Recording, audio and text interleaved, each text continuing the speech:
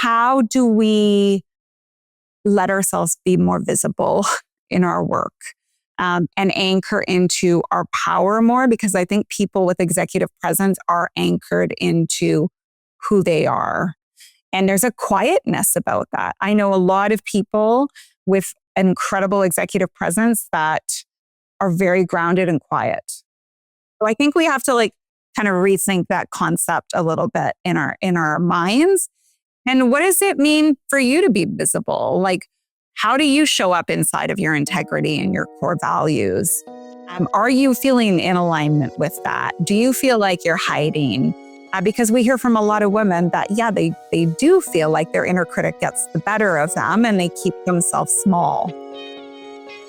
Welcome to Limitless, the podcast for cycle breakers, change makers, and conscious leaders who are done performing, proving, and pleasing, and are ready to live, lead, and create from deep alignment. I'm your host, Fiona Walsh. Every 2 weeks, I hold space for real soul-expanding conversations with guests who are still in it. They're navigating their biggest fears, shedding old identities, letting go of patterns that no longer serve them, and rising into their limitless potential. Together, we share what it's really like to be human, messy, raw, imperfect, and learning to own every part of ourselves, even the ones we've tried to keep neatly tucked away. We go deep into the work of coming home to yourself, getting out of your head, feeling safe in your body, letting go of old stories, and creating a life that's true to who you really are. Subscribing to Limitless is the best way to make sure you never miss an episode. So hit pause and tap follow or subscribe on your favorite podcast platform. Because this isn't about doing more. It's actually about remembering who you are.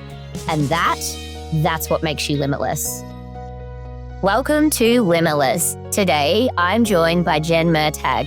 She's a heart-centered leader, a systems thinker, and a devoted change maker whose work bridges personal transformation and collective impact. As co-founder of Matern, Jen is leading a powerful shift in how we support some of the most unacknowledged transitions in a woman's life, including working motherhood, fertility, and now peri and menopause. Through Matern's programs, corporate partnerships, and thought leadership and policy reform, she is changing the way women are supported in their ability to rise and thrive without burning it all down or needing to take a step back. What I also find super compelling about Jen's work is how she has taken her personal experiences and actually shifted them quickly into real systemic change for everyone. She's not just advocating for women, she's building the structures that help women lead, stay, and thrive. And Jen brings her whole self to this work. She's a mum and a stepmom of 4. She's a heart disease survivor, and she's a vocal advocate for women's health and needs so that women can reach their full potential in every stage of life. Jen, I'm so glad you're here today. Let's dive in. Sure. That sounds great. And thanks for the beautiful introduction. Some of that's aspirational for sure. It's sometimes when we hear helping women thrive, when women feel like they're just kind of surviving, it's like you want to get women really focused on how can they stay, grow, and lead, because we really need a lot of women in our organizations really to contribute to some of the systemic change that's so needed. So yes, let's dive in. Let's dive in. So can you take us to that turning point moment for you where you were like, something's got to change. This can't go on like this anymore. What did that look and feel like for you? Yeah. I mean, someone once said to me, don't wait for a life-changing moment to change your life. And I remember that really resonated for me. However, I did have a life-changing moment that changed my life. So I'm going to talk about my marriage dissolved when my kids were 2 and 5. And so that was sort of the moment that really kind of cracked everything open. So I would say during that time, like on paper, my life looked pretty great. You know, I was in leadership roles. I was out in the community. I was volunteering. I had a beautiful family, wonderful kids. But inside, I felt like I was suffocating. And I remember around that time I was watching, this is so cliche, but I was watching the movie Eat, Pray, Love, probably for like the third time. And Elizabeth Gilbert's character talks about sort of like never questioning the plan.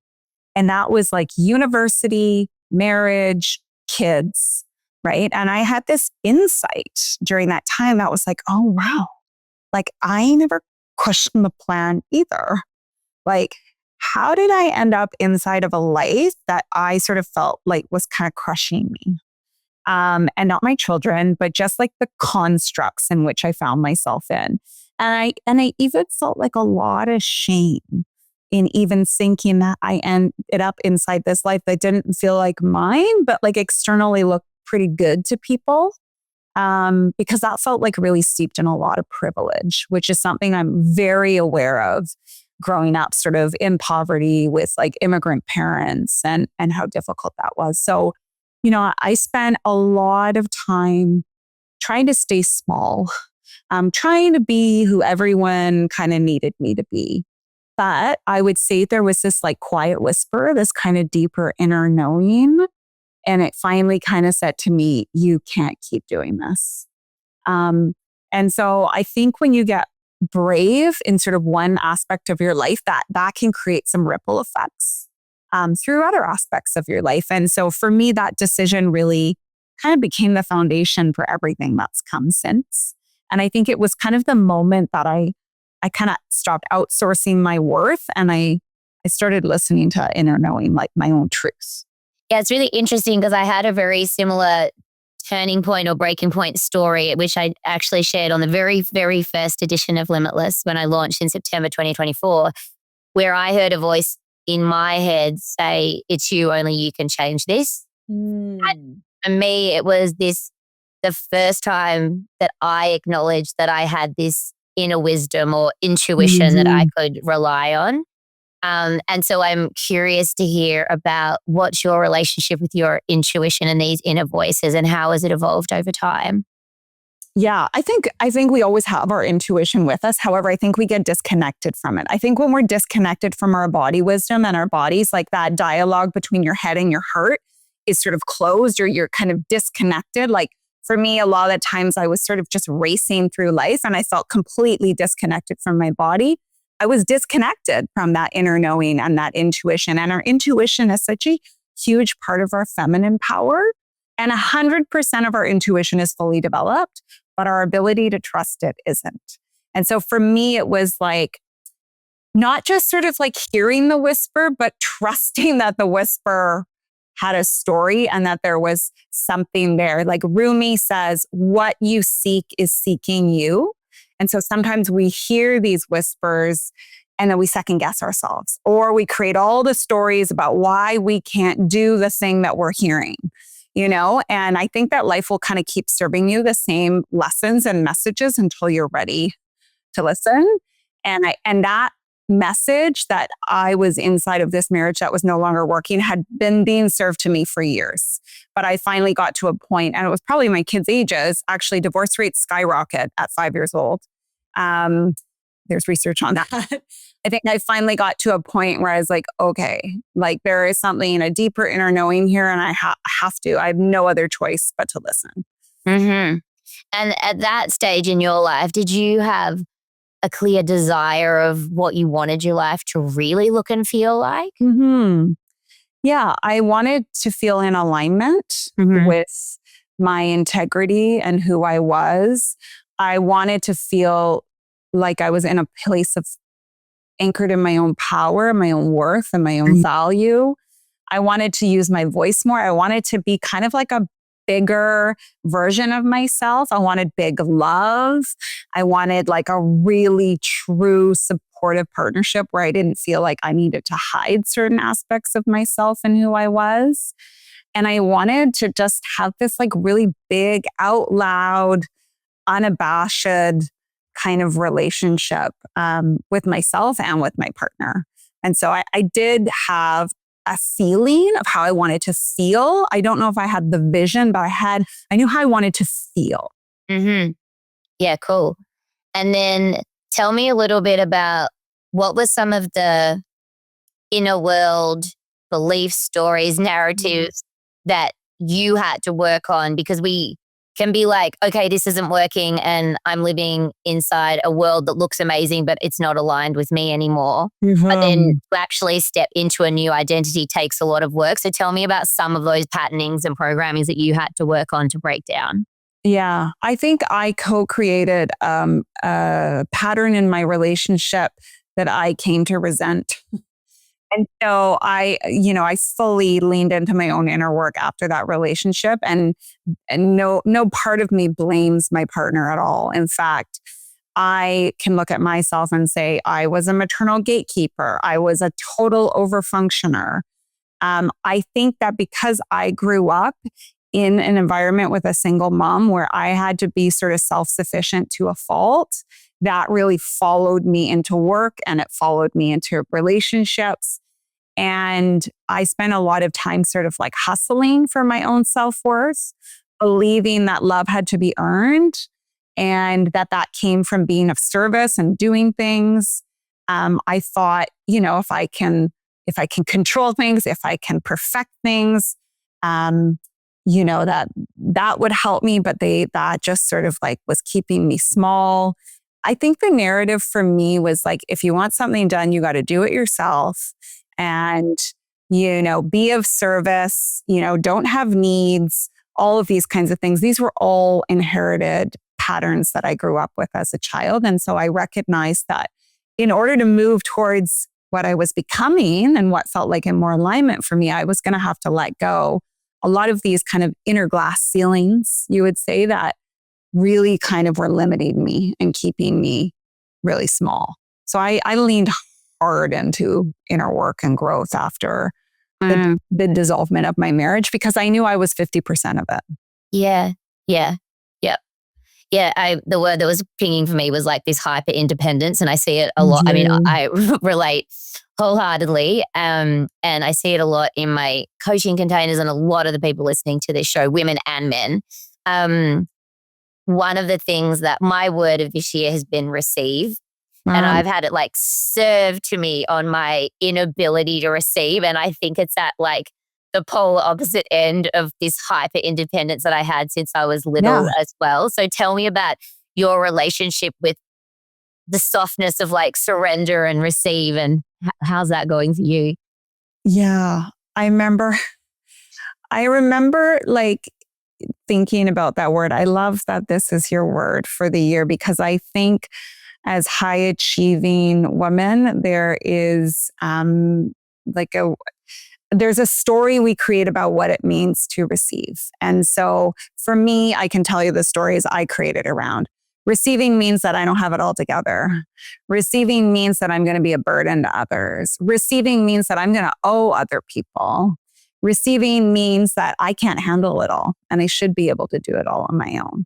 And so receiving did not feel safe for me, And so I had to really consciously create new, more truer stories about what it means to be open to receiving. And that was very difficult because, your survival system has, whether it's true or not, it's your reality, has kind of learned it's all on you.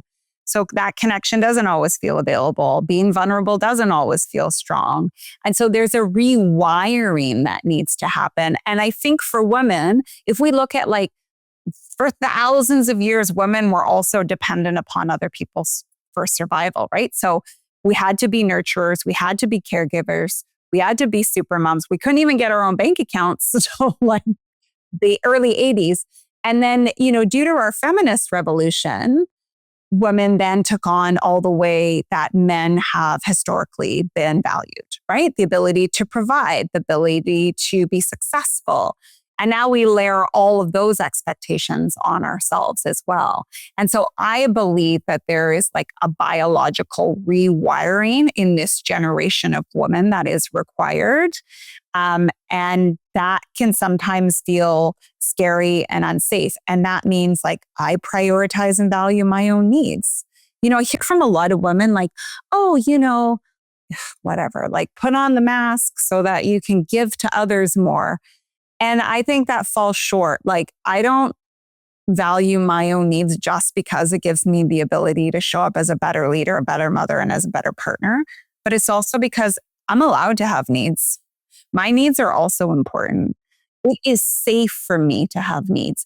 And I think growing up, I worried about having needs because my mom was already holding so much and I didn't want to be a burden to her. So I pushed aside a lot of my own needs so I could be there for her.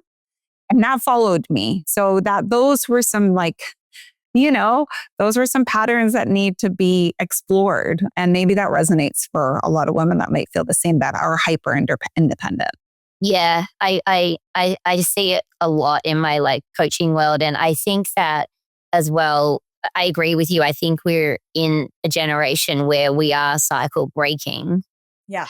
And because a lot of the systems and societal things started to change. And then I know that when I went to all girls school, it was like, you will be the first generation of women who will like have the perfect family and the career and like the whole, and I was stuck in that story until I had 3 kids in 2 years and it just felt like the world was crumbling. I went back to work and then was sitting at tables or, I was not at executive level. That's where I wanted to be, but I was sitting at those tables and I was like, I had the realization of like, I don't think I want that anymore, which was terrifying.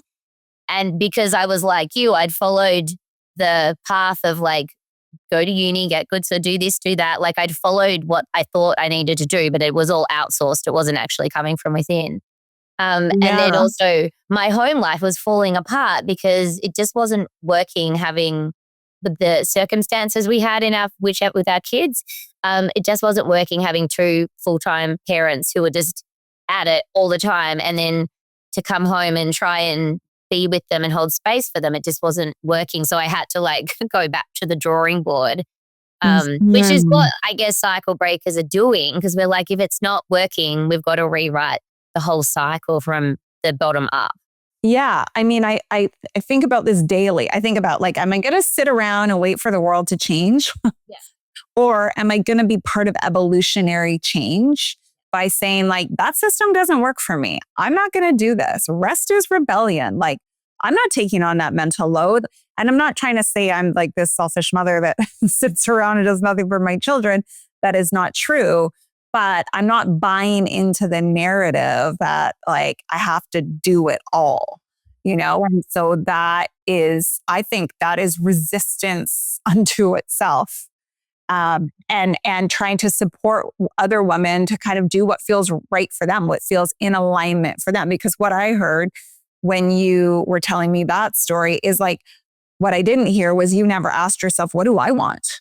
Oh, yeah. Yeah. And I also had to do some of the work that I did was on when I felt like I was starting to, I didn't even know what my needs were. I had like poured myself into work in my 20s and early 30s, and I poured myself into my children. And I had really strong people pleasing patterning that I needed to break as well. So when your kids turn around and say like, I hate you, you actually like crumble as a mother because you don't. Yeah. You're like, you're where my value comes from. Yeah, exactly. Which is like just horrifying. Yes. But yeah, it's so fascinating. But a lot of women, and I was the same, once I started to have needs, started looking within, I was grappling with this. I really felt like I was being selfish.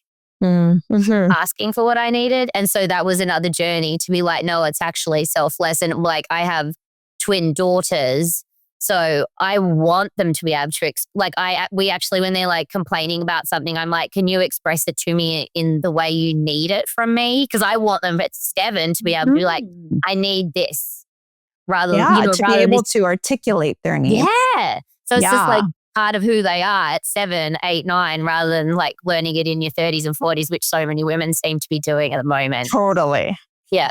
Amazing. You mentioned before inner glass ceiling, which I know not everyone may not understand that concept. So could you explain what it means to you, and then perhaps how it has translated into your life? Yeah. So I think everyone's familiar with the concept of the glass ceiling for women, which is sort of like we can't get past a certain level from a leadership perspective. But an inner sort of glass ceiling is essentially like another word for limiting beliefs. It's like the constructs we've put on ourselves that we might not even have the consciousness. And I hear it all the time when I'm talking to women. And it might sound something like, yeah, well, I'm just not that type of person, or I never do those kinds of things, or that's just not who I am, or yada, yada, yada, right? So I realized through my kind of path of growth between like essentially leaving my like 6-figure, super stable job that was slowly killing me because that's working 60 to 70 hours a week with 4 kids at home, and a dad going through prostate cancer, and kind of created my own sort of business that felt like I realized there was a lot of inner glass ceilings that I had placed on myself, which included, I'm just not the entrepreneurial type. I work better inside of a team. I work better with these people instead. Like these are all constructs that we put around ourselves that we never seem to question the validity of them. I'm not really much of a risk taker. And so I really had to work on pulling the thread out from a lot of those inner glass ceilings because they were keeping me small. And they were limiting my ability to kind of reach that, when you're in an elevator, like the next level of who you are. I believe that we're all here on this earth to expand more into who we're truly meant to be. But I was kind of caught, like the inner glass ceiling was kind of catching me at the 3rd floor when I really wanted to move to like the 7th quickly, So that's just sort of, how I kind of describe those limiting beliefs we put on ourselves. Yeah. And have you got any limiting beliefs that you're working on right now? Yeah, like, I mean, some of them might be entirely accurate. I'm never going to be a billionaire. That one maybe, but sometimes, I think because I grew up with very little money, like we grew up in the poverty line. My parents were Irish immigrants. My mom was a single mom. They worked customer service jobs, did the best they could, but like we didn't have enough money. Like there was like the story always was there's not enough money. We can't buy you that. There's not enough money for that. We don't have enough money for food. I can't give you that. So I started working on my own when I was 12 just to be able to have more. And so I think, my friend Chantel Chapman wrote this incredible book, and she does a whole course on the trauma of money. And I'm reading the book right now, and it's extraordinary. But I recognized that I had a lot of trauma patterns with money, and that was becoming a very strong inner glass ceiling. That is the one I continue to work on. Am I in a place of abundance and financial freedom at this point in my life? No.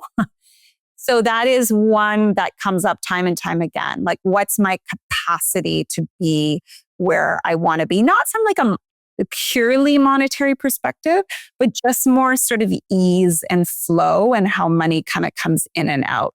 So I would say that is like the final frontier for me is around sort of the money story and the trauma of money story. Yeah. Okay. I think that one's super relatable for a lot of people. And it's so fascinating because I grew up in a different environment, but like we all inherit money stories from our parents. Of course. Yeah. Yeah. And so identifying them is the fun part. And then working on them is also really interesting. I feel like they loop as well more than other ones. So they're sometimes harder to work through, but it can be done. And it can be really triggering, especially in times of economic challenge like we're living through right now. Like I notice when my trauma story around money gets triggered in a major way. Yeah. Because I notice what shows up for me. I'm like, oh, that's what I'm still working on. Yeah. Yeah, I have like when I was a teenager, my dad was doing contract work. So, but he had periods when there was recession and stuff where he was not working. Yeah. And so I have this like, I've had to do work on like when because recession's getting thrown around all the time in the last few years, but like my literal insides start gripping because I think that was the sense in our house that things were tightening. And like, it's very interesting how you can like feel in your body. Yes. What your teenage self was actually experiencing without realizing. It's so fascinating. Yeah. Yeah. So not just the story, you can also like, if you're in tune with your body, feel it in your body. Absolutely. Shows up. Yes, isn't it? I want to switch gears a little bit. Last year, you had a heart disease diagnosis, and you were sharing a lot on your social media, which I just wanted to understand from your perspective, like, what does that experience sort of showed you about some of the invisible or dismissed things about women's health that we like don't know about until you sort of find yourself in the thick of it? Yeah. Given that I was the chief strategy officer at the BC Women's Health Foundation and I worked a lot on the inequity around women's health, I actually was very aware of how dismissed, how misdiagnosed, how underrepresented in research women's health is. I mean, we only started being included in medical trials in Canada until 1996, which like I was graduating from high school then. Like that doesn't feel, I mean, it's still 30 years ago, but that's not that long ago. And so I was sort of very aware of that. Now, in my experience, I think because I'm aware of that and such a staunch advocate for myself, I think that's really how you have to show up inside of this medical system. And I work with a lot of doctors and researchers that really talk around what you can do as a woman to advocate for your health. For me, that experience, finding out I had a 90% blockage in the largest artery of my heart, my LAD artery, and being completely asymptomatic and not having a really strong family history of heart disease, a little bit, but not a lot. It really opened up my eyes to see sort of how under-researched and how underfunded women's heart health is. 40% of deaths in this country are attributed to heart and stroke for women. And so like out of all the cancers that women die from in Canada and also in the US, it doesn't come close to how many women are dying for heart disease. But like, I just thought about like, I've never even talked about heart disease with my doctor. I've certainly talked about breast cancer. I've certainly talked about cervical cancer. I've talked about like all the things, but like I don't even know the tests you take in order to make sure your heart's okay. I just assumed I'm healthy. I eat pretty well. I don't smoke. I'm probably not going to have heart disease. And the thing is, that's just not true. And I'm thankfully in the care of one of the best female cardiologists in the country. But guess what? There's only 3 cardiologists in Canada that specialize in women's heart health. 3. So that will tell you how under-researched, underfunded, and under-supported women's heart health is. Yet 40% of our population will die of heart disease.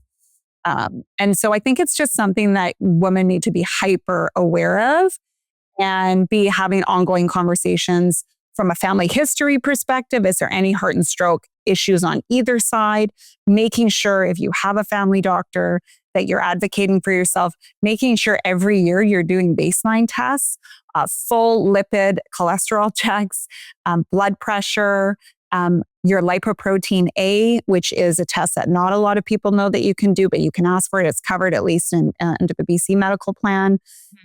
You have to be on it. Don't expect your doctor's going to be on it for you. Yeah. I found that just having lived in Canada and the US and Australia and the United Kingdom, in Canada, you have to advocate for your health a lot more. The doctors tended to be in the other countries I've lived in more proactive and they'll actually go through stuff with you. But here I found it through pregnancy and other things that I've navigated. One of my kids with neurodiversity.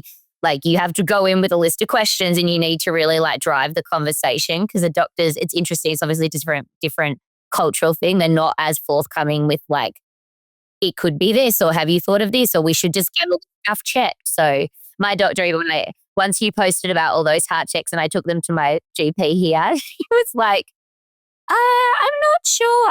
And I was like, well, my mum had a stroke young and we've got heart disease on my dad's side of the family. Like, and she really pushed back hard on me. I was like surprised. So it was like, you really do need to go in sturdy and advocate for yourself because it's not heart and stroke, and anyone can access this. They just launched it actually in the last couple of weeks. They have a heart risk screening tool on their website that takes you through a number of questions that will kind of give you your risk factor for heart disease. And that includes everything from like, did you have preeclampsia in pregnancy? There's a lot of different factors that can up your risk factor for heart disease. And it's a free tool. So I highly recommend everyone check that out. It's on the Heart and Stroke website. I will go and have a look at that. And one of the things that I admired about you watching your journey on that was how quickly you shifted from, needing to focus on yourself to heal your body into, and your lived experience into like, how can I channel this into systemic change and advocacy and raising awareness for women? So I'm really fascinated by like, what is your instinct? What drives you to make, take your lived experience and then, really create this huge ripple effect straight away afterwards?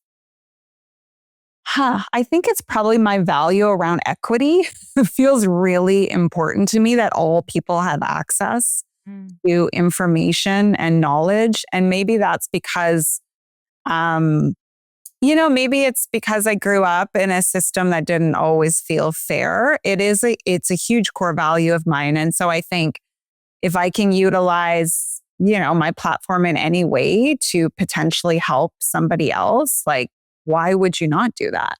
Again, sometimes our deepest places of pain surface our deeper callings.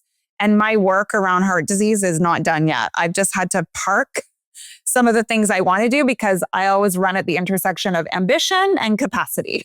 Like, where am I at in this season of life? I'm not at the season yet where I have the ambition, but I don't have the capacity for true systemic change. I already have in my mind what I want to do, but I'm going to need another couple of years until my kids kind of like, get a little bit more self-sufficient, and then I can expand capacity more and hopefully make an even bigger change. And I've seen it done. My friend, Michelle DiTomaso, who's one of the co-founders of Dense Breast Canada, she almost died from breast cancer and like literally changed the system in Canada. And she did that off the side of her desk over sort of like a 5 to 7 year period.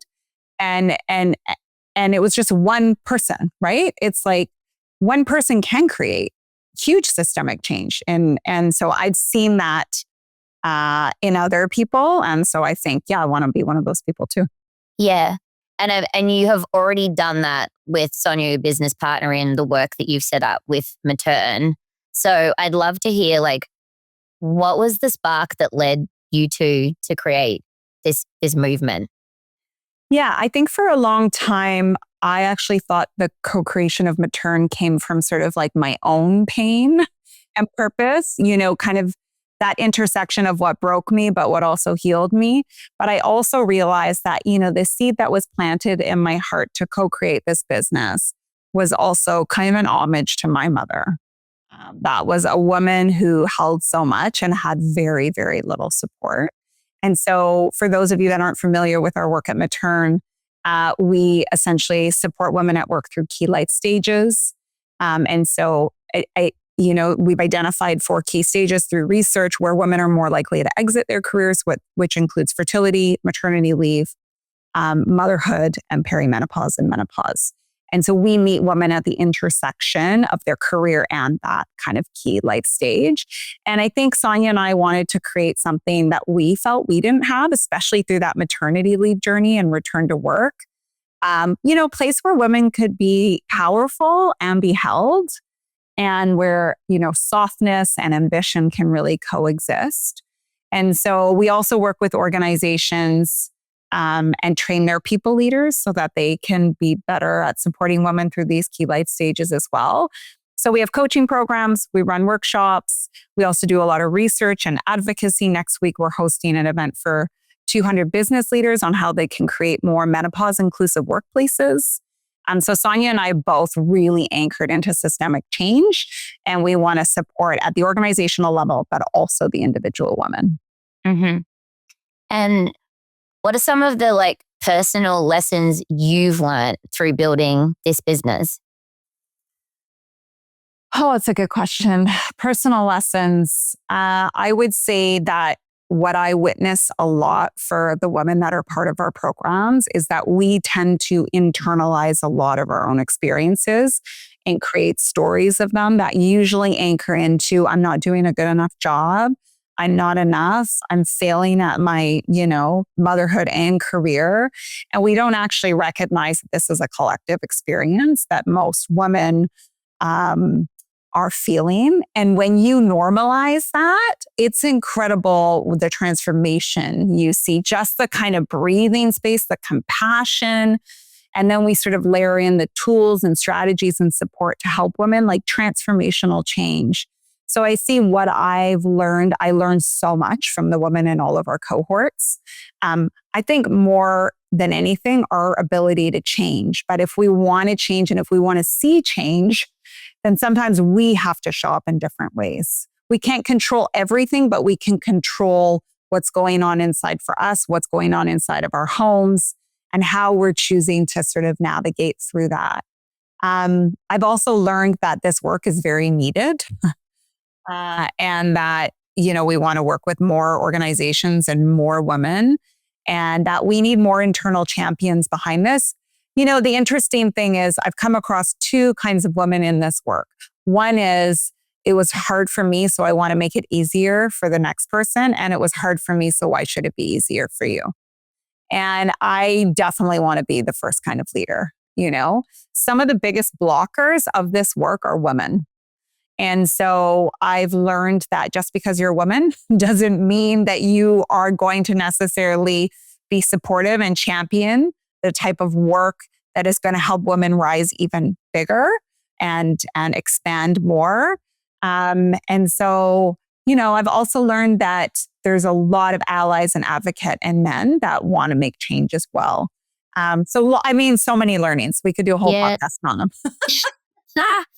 I think really what's interesting about I think women collaborate with other women so beautifully, but when they're against each other, it's just it's horrible it happens in corporate a lot and it's not good. And I think that one of the things I noticed was some of the female leaders were not meaning to do any harm. It was quite unconscious. It was based on their experience. I remember one day when I was quite heavily pregnant with my first, and I lost my train of thought when I was doing a facilitation.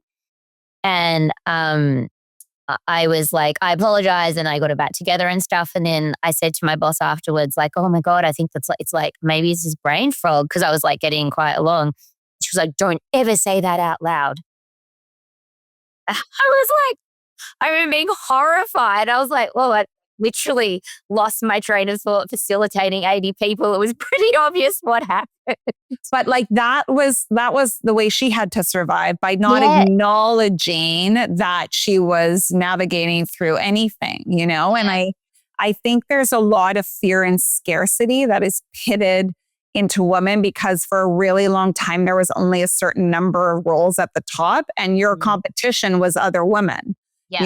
And so, but I believe a rising tide lifts all boats, the more successful you are, the more successful I am. Not everybody has grown up inside of that, because we're pitted in that fear and scarcity model. There's only enough spots. And so you're my competition. And so we really need to work on continuing to evolve that model. Yeah, absolutely. It's not true. No, it's not true at all. What do you see at the moment in your work as some of the obstacles or some of the blocks that are still in the systems within corporate that is making it hard for women? Because we can give women all the empowerment tools in the world, but there's still structures and systems that will make it hard. For sure. We're still swimming under a very patriarchal society. Just look at what's going on in the US. There's been so much that has been reversed in the last couple of years.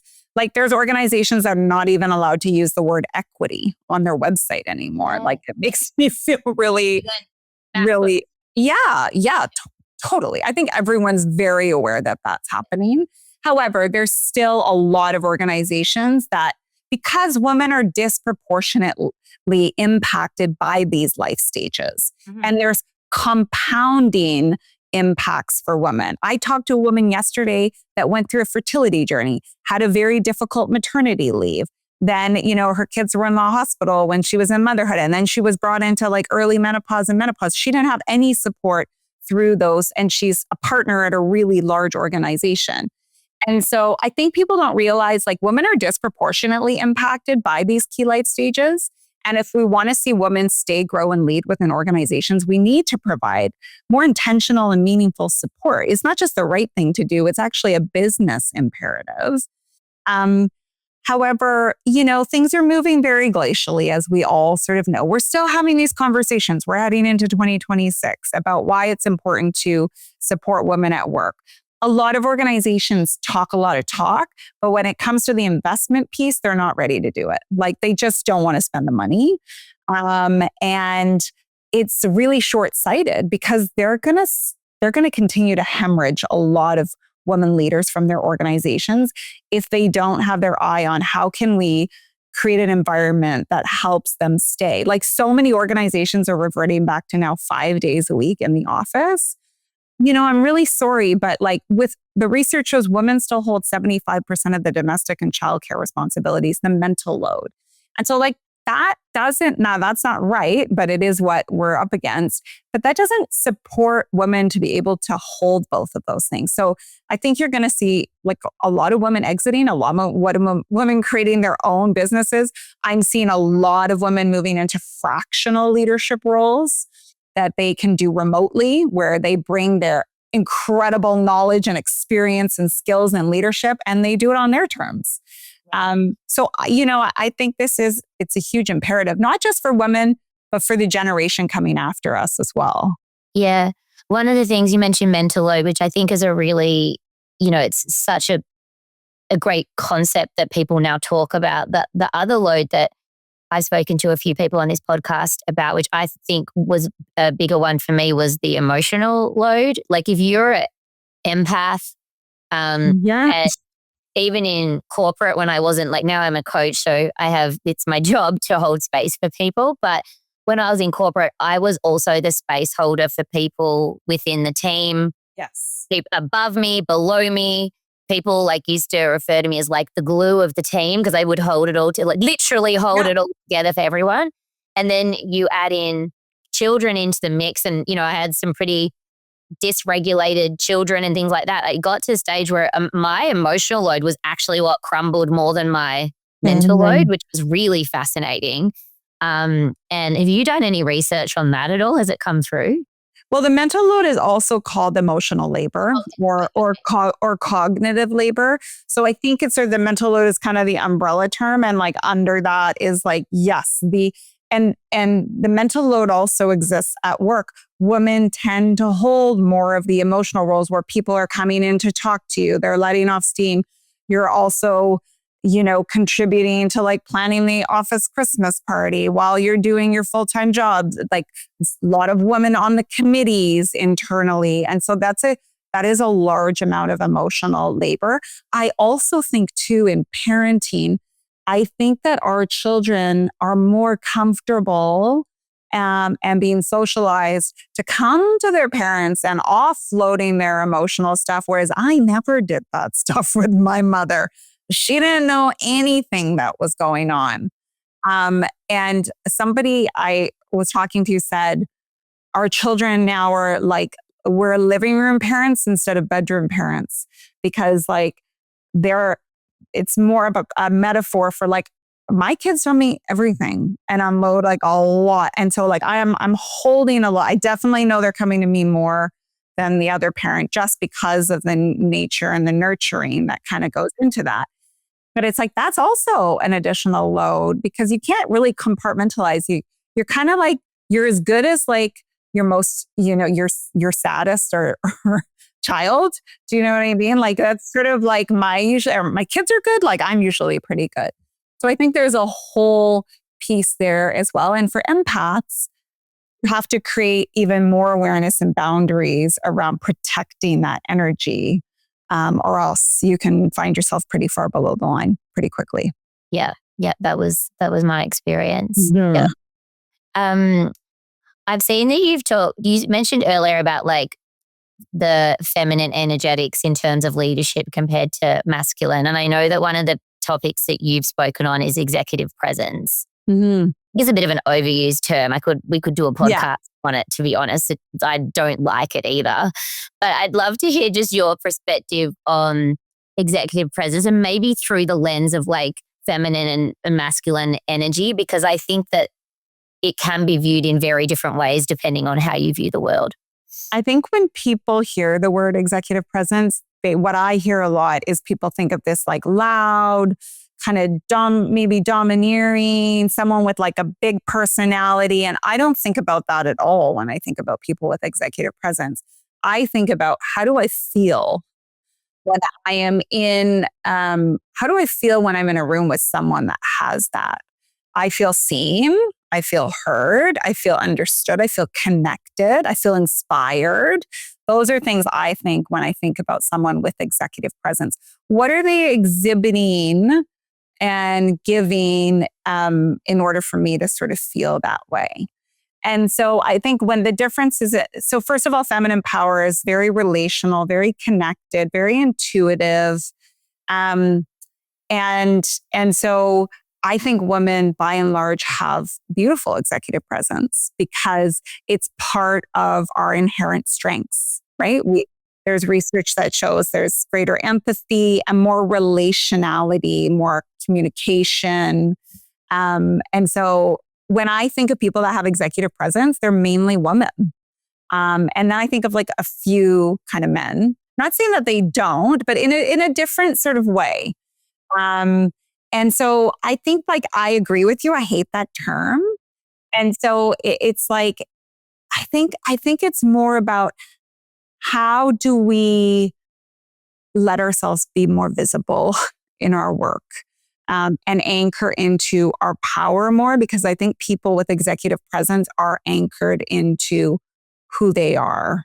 And there's a quietness about that. I know a lot of people with incredible executive presence that are very grounded and quiet. So I think we have to like kind of rethink that concept a little bit in our minds. And what does it mean for you to be visible? Like, how do you show up inside of your integrity and your core values?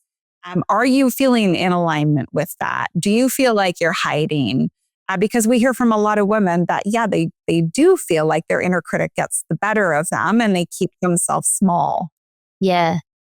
Yeah, it's interesting. I do a lot of nervous system work in my coaching containers. So we talk a lot about when you're regulated. So when you're grounded and you're embodied in your body, that's when you can show up with really powerful presence for others, yourself and others. And it's contagious. Like you can spread it in a room, which is really powerful. But I usually, with my female clients, when they get given that feedback from a male senior, I always say, just go back and ask them what they mean by executive presence. Totally.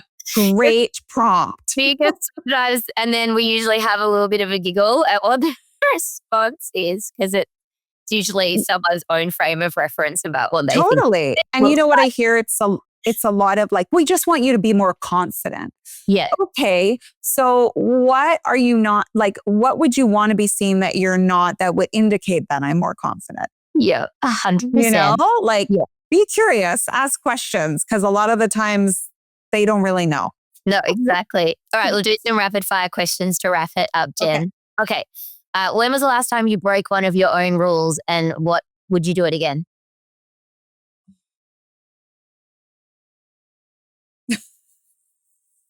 Broke one of my own rules. I don't have any rules for myself. You're not a rule person? No. Awesome. I don't give myself rules. Sorry. No, that's fine. What's your superpower? I'm a connector. I'm a super connector. Yeah. Beautiful. When you hear the word limitless, what are 3 words or feelings that are evoked for you? Expansion, impact, potential, and Bradley Cooper, the movie, a great movie, Limitless. I don't know if you've seen it. Yeah, I've seen it. It's beautiful. Now, I know you're a big music person. So if you're having a bit of a low day or you need to lift your mood or vibration, what song do you love to crank?